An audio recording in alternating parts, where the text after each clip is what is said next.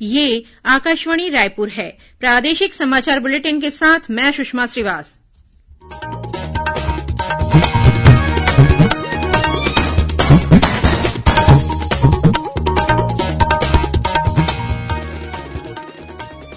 और अब पेश है आज के मुख्य समाचार। केंद्रीय गृह मंत्रालय ने राज्यों और केंद्र शासित प्रदेशों से कहा है कि कोविड महामारी की दूसरी लहर के बाद प्रतिबंधों में छूट के बावजूद कोताही न बरतें। कोरोना संक्रमण से बचाव के लिए 21 जून से सभी वर्गों के लिए कोरोना का टीका केंद्र सरकार द्वारा निःशुल्क प्रदान किया जाएगा। मुख्यमंत्री ने कांकेर और नारायणपुर जिले में करीब 222 करोड़ रुपए की लागत के विभिन्न विकास कार्यों का लोकार्पण और भूमि पूजन किया। और आगामी 24 घंटों के दौरान प्रदेश में अनेक स्थानों पर हल्की से मध्यम वर्षा होने की संभावना, 1-2 स्थानों पर आकाशीय बिजली गिरने की भी चेतावनी।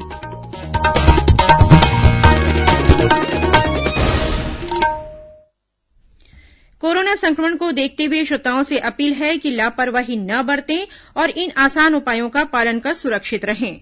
मास्क लगाएं, 2 गज की सुरक्षित दूरी बनाए रखें, बार-बार हाथ धोएं, चेहरा साफ रखें और टीका जरूर लगवाएं। लोगों को कोविड से संबंधित जानकारी देने और उनके मार्गदर्शन के लिए राष्ट्रीय हेल्पलाइन कार्यरत है। छत्तीसगढ़ के लिए हेल्पलाइन नंबर है 104 और 00771 22359091। साथ ही राष्ट्रीय हेल्पलाइन नंबर है 1075। कोविड-19 से बचाव और सुरक्षित रहने के 3 उपाय। मास्क लगाएं, 2 गज दूरी है जरूरी, सुरक्षित दूरी रखें, हाथ और मुंह साफ रखें। अब समाचार विस्तार से। केंद्रीय गृह मंत्रालय ने राज्यों और केंद्र शासित प्रदेशों से कहा है कि कोविड महामारी की दूसरी लहर के बाद प्रतिबंधों में छूट के बावजूद कोताही न बरतें। राज्यों को कोविड को देखते हुए उचित व्यवहार, जांच, निगरानी, उपचार और टीकाकरण की 5 सूत्री रणनीति का पालन करने की सलाह दी गई है। इधर छत्तीसगढ़ में कोरोना संक्रमण के मामलों में लगातार कमी आ रही है। राज्य में संक्रमण की दर 1.1% हो गई है। प्रदेश में कल कोरोना संक्रमण के 509 नए मरीज मिले। वर्तमान में राज्य में सक्रिय मरीजों की संख्या लगभग 10,000 है। इस बीच दुर्ग और राजनांदगांव जिले में रविवार को भी व्यावसायिक प्रतिष्ठान, कॉम्प्लेक्स, शॉपिंग मॉल, सुपर बाजार, फल सब्जी मंडी, शोरूम सहित सभी दुकानें दोपहर 2 बजे तक खुलेंगी। दुर्ग में ब्यूटी पार्लर और सैलून शाम 7 बजे तक खोले जा सकेंगे। इधर प्रदेश में कोरोना जांच में उल्लेखनीय योगदान के लिए एम्स रायपुर के माइक्रोबायोलॉजी विभाग की वीआरडी लैब के 85 तकनीशियन और कर्मचारियों को सम्मानित किया गया। यह लैब अब तक 2,90,000 कोरोना टेस्ट कर चुकी है, जो देश भर के सभी एम्स में सबसे अधिक है। कार्यक्रम में एम्स रायपुर के निदेशक डॉक्टर नितिन एम नागरकर ने लैब की सेवाओं की प्रशंसा करते हुए कहा कि चिकित्सकों के साथ तकनीशियन और कर्मचारियों ने उल्लेखनीय सेवाएं प्रदान की है। कोरोना संक्रमण से बचाव के लिए अब 21 जून से सभी वर्गों के लिए कोरोना का टीका केंद्र सरकार द्वारा निःशुल्क प्रदान किया जाएगा। टीकाकरण के लिए केंद्र सरकार से प्रदाय किए जा रहे सभी टीकों का प्राथमिकता क्रम निर्धारित किया गया है। इसके तहत स्वास्थ्यकर्मियों, फ्रंटलाइन वर्कर्स, 45 वर्ष से अधिक आयु वर्ग के नागरिक और ऐसे व्यक्ति जिनको दूसरी डोज लगाने का समय आ गया है, उनका प्राथमिकता से टीकाकरण किया जाएगा। 18 वर्ष से अधिक आयु वर्ग के लोगों के टीकाकरण के लिए केंद्र सरकार ने प्राथमिकता क्रम निर्धारित करने की छूट राज्य सरकारों को दी है। छत्तीसगढ़ में 18 से 44 वर्ष आयु वर्ग में विभिन्न श्रेणियों के लिए टीकाकरण का निर्धारित प्रतिशत यथावत लागू रहेगा। 21 जून से सभी आयु वर्गों के लोगों का टीकाकरण कोविन पोर्टल से ही किया जाएगा। इस बीच छत्तीसगढ़ में अब तक 74,83,000 से अधिक वैक्सीन की डोज लगाई जा चुकी है। वहीं 18 से 44 वर्ष आयु वर्ग में अब तक करीब 10,97,000 से अधिक लाभार्थियों को पहला टीका और 28,000 से अधिक लाभार्थियों को दूसरा टीका लगाया जा चुका है। छत्तीसगढ़ को अब तक वैक्सीन की लगभग 83,28,000 डोज प्राप्त हुई है। वहीं मुंगेली जिले में पथरिया विकासखंड के फुटेरा, पत्थरगढ़ी और घुमा में 18 से 44 वर्ष आयु वर्ग के 100% लोगों ने कोरोना का टीका लगवा लिया है। कोरोना महामारी से परिवार के मुखिया की मृत्यु होने के कारण जीवन यापन में कठिनाई का सामना कर रहे अनुसूचित जाति और पिछड़ा वर्ग के परिवारों को अब आर्थिक सहायता प्रदान की जाएगी। इसके लिए छत्तीसगढ़ राज्य अंतर्व्यवसायी सहकारी वित्त विकास निगम द्वारा आशा और इस्माइल नाम से योजनाएं शुरू की गई है। योजना का लाभ लेने के लिए जांजगीर चांपा जिला अंतव्यवसायी सहकारी कार्यालय में 28 जून तक आवेदन जमा किए जा सकते हैं। वहीं रायपुर कलेक्ट्रेट स्थित जिला अंतव्यवसायी सहकारी कार्यालय में भी इच्छुक आवेदक 2 जुलाई तक आवेदन जमा कर सकते हैं। मुख्यमंत्री भूपेश बघेल ने आज वर्चुअल कार्यक्रम में कांकेर और नारायणपुर जिलों के करीब 222 करोड़ रुपए की लागत के विभिन्न विकास कार्यों का लोकार्पण और भूमि पूजन किया। इनमें कांकेर जिले के लिए 152 करोड़ रुपए की लागत के 145 विकास कार्य शामिल हैं। वहीं मुख्यमंत्री ने नारायणपुर जिले में लगभग 70 करोड़ रुपए की लागत से 130 निर्माण कार्यों का लोकार्पण और भूमि पूजन किया। इस अवसर पर मुख्यमंत्री ने राज्य शासन की विभिन्न योजनाओं के लाभार्थियों से सीधे संवाद भी किया। वहीं मुख्यमंत्री कल 20 जून को वर्चुअल कार्यक्रम में कोंडागांव और दंतेवाड़ा जिले में लगभग 437 करोड़ रुपए की लागत के 785 विकास कार्यों का लोकार्पण और भूमि पूजन करेंगे। सोमवार को अंतर्राष्ट्रीय योग दिवस मनाया जाएगा। इससे पहले देशभर में कई कार्यक्रमों का आयोजन किया जा रहा है। संयुक्त राष्ट्र महासभा ने 11 दिसंबर 2014 को प्रस्ताव पारित कर हर वर्ष 21 जून को अंतर्राष्ट्रीय योग दिवस मनाने की घोषणा की थी। वर्ष 2015 से यह दिवस पूरे विश्व में आयोजित किया जा रहा है। इस वर्ष कोविड महामारी को देखते हुए ज्यादातर स्थानों पर कार्यक्रमों का आयोजन वर्चुअल माध्यम से होगा। इस वर्ष का योग दिवस का विषय है योग के साथ रहें, घर पर रहें। अंतर्राष्ट्रीय योग दिवस के अवसर पर 21 जून को राज्य में छत्तीसगढ़ वर्चुअल योग मैराथन का आयोजन किया जाएगा। मैराथन में सम्मिलित होने के लिए अब तक 8,15,000 से अधिक लोगों ने ऑनलाइन पंजीयन कराया है। मैराथन में हिस्सा लेने के लिए प्रतिभागी आज रात 12 बजे तक ऑनलाइन पंजीयन करा सकते हैं। छत्तीसगढ़ लोक सेवा आयोग ने मुख्य परीक्षा की तिथि घोषित कर दी है। आयोग के मुताबिक राज्य सेवा मुख्य परीक्षा 2020 की परीक्षाएं 26, 27, 28 और 29 जुलाई को प्रदेश के विभिन्न जिलों के अलग अलग परीक्षा केन्द्रों में आयोजित की जाएंगी। 26 जुलाई को पहली पारी में सुबह 9 से 12 बजे भाषा और दूसरी पाली में दोपहर 2 से शाम 5 बजे तक पेपर 2 निबंध की परीक्षा होगी। वहीं 27 जुलाई को सामान्य अध्ययन 1 और 2 की परीक्षा होगी।